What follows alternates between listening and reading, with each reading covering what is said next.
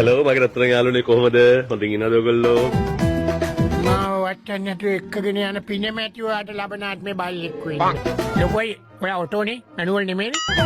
නෝනවදනි මහත්තයෝනි මම ඔයගලගේ මුලින්ම සමාව ඉල්ලනවා මෙතනින් එහාට වෙන දේවල් පුංචි දරුවන්ට පෙන්වන්න හොඳ නැහැ. ඒ දරුවන්ව පිටත් කරන්න එළියට. මගේ අම්මයි ගම ගාල්ලේ හිත ලෑල් නාන්නේ අපි පීල් අපේ තාත්තා වැඩ කර අවුරුදු 20ක් රේල් සලාම් අලයිකුම්.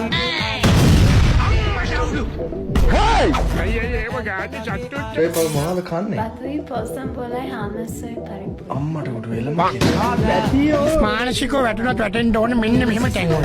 සක්කිලිය අනිත් ගෑනුවා කියන්නේ මේ මම ඔය පවණි වගේ නෙමෙයි මම මාත් එක්ක කැමැත්තෙන් ආපු පළවෙනි ගෑණි තමයි ඔබ. අයියා වගේ කෙනෙක් ලබන්න ගෑණියෙක් පින් කරන්න.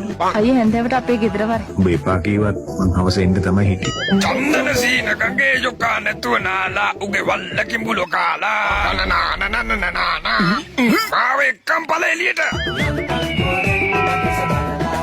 රාජ්‍ය බැංකුව තමයි කොහොරා කන්නේ අඩිසියේ අහන්නකෝ ඇවුනෝ අනේ මේ වැඩ කරන අපේ විරුවා මව් බිමට හෙමින් කෙලියා පඩන ඒගොල්ලන් කොන් පොඩි දුවකුයි නංගි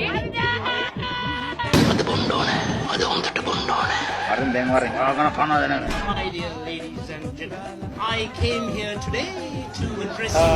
කියන්න දෙන මෙච්චරයි ඔන්නම විසිගිනිදල් දේවතාවා සිරස ගිනිගත් ආනුභාවයෙන් රාණි රාජා මල මාර්ගයේ ගිනිහිර ඩංගු තිවතාංගු රාම